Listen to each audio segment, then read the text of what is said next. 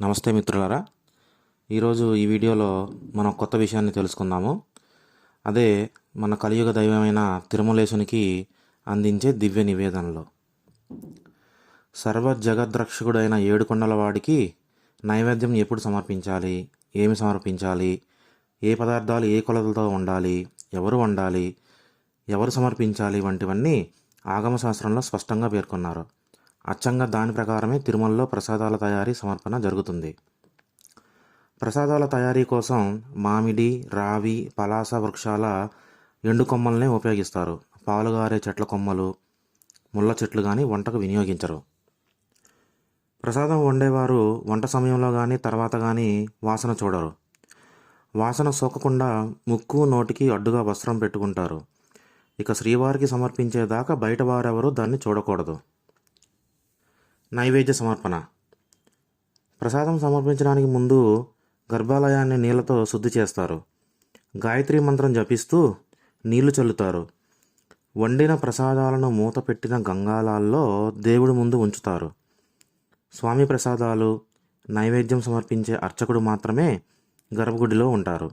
గర్భాలయం తలుపులు మూసేస్తారు. విష్ణు గాయత్రి మంత్రం పఠిస్తూ అర్చకుడు ప్రసాదాల మీద నెయ్యి, తులసి ఆకులు చల్లుతారు. కుడి చేతి గ్రాసముద్రతో ప్రసాదాన్ని తాకిన అర్చకుడు స్వామి కుడి చేతికి దానిని తాకించి నోటు దగ్గర తాకుతారు. అంటే దాని పరిమార్థం స్వామికి గోరిముద్దలు తినిపించడం అన్నమాట. అన్న సూక్తం వంటి పవిత్ర మంత్రాలు ఉచ్చరిస్తూ నివేదన జరుపుతారు. చరాచర సృష్టికి కర్త అయిన స్వామికి నైవేద్యం సమర్పించడం అంటే సృష్టిలో ఆకలితో ఉన్న సమస్తాన్ని సంతృప్తిపరచడమే. ఈ విధంగా స్వామిని వేడుకుంటూ ముద్ద ముద్దకి నడుమ ఔషధ గుణాలున్న ఆకులు కలిపిన నీటిని సమర్పిస్తారు. నైవేద్యం సమర్పించేంత వరకు ఆలయంలో గంట మోగుతూనే ఉంటుంది.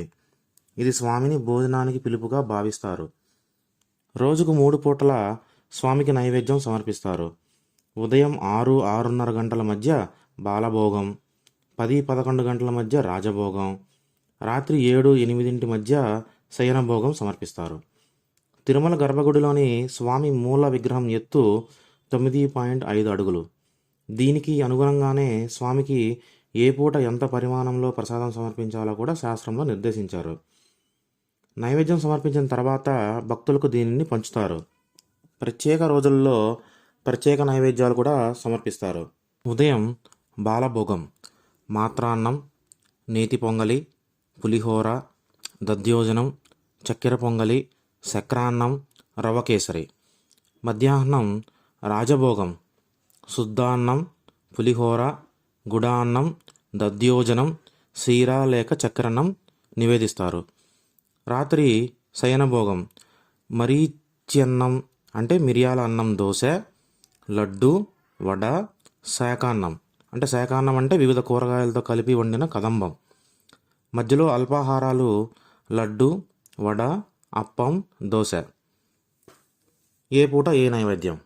సుప్రభాతంతో స్వామిని మేల్కొల్పిన తర్వాత అప్పుడే తీసిన చిక్కని వెన్న, నురుగు తేలే ఆవు పాలు సమర్పిస్తారు.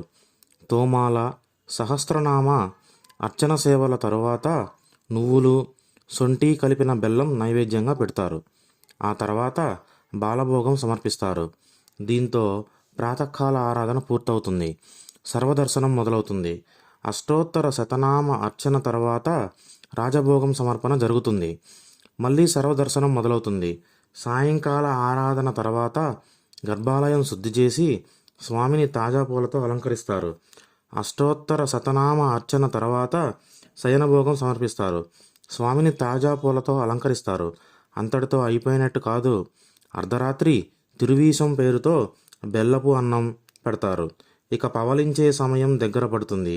ఏకాంత సేవలో భాగంగా నేతిలో వేయించిన బాదం, జీడిపప్పులు వంటివి, కోసిన పండ్ల ముక్కలు, వేడి పాలు స్వామికి సమర్పిస్తారు. చివరిగా ప్రసాదంలో వినియోగించే పదార్థాలు: బియ్యం, ధాన్యాలు, ఆవు పాల పదార్థాలు, ఔషధ గుణాలున్న వస్తువులు, వనస్పతులు, లవంగాలు, యాలకులు, తులసి, మిరియాలు ఇవన్నీ శ్రీవారి ప్రసాదాల తయారీకి వినియోగిస్తారు. సమాప్తం.